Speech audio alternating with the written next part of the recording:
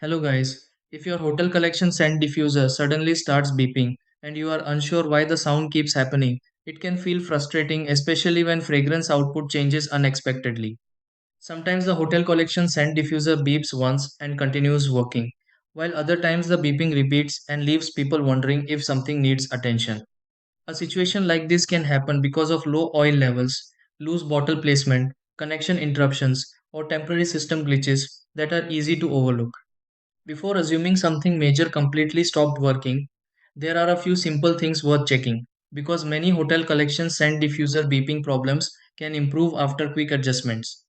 In this video, let's go through several easy steps to help fix a hotel collection scent diffuser that keeps beeping.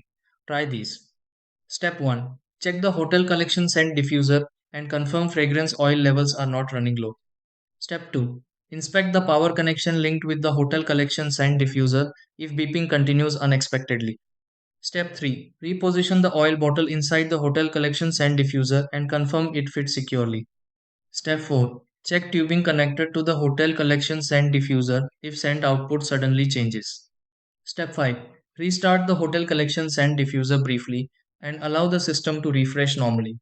Step 6. Test the hotel collection scent diffuser again and confirm the beeping sound stops properly.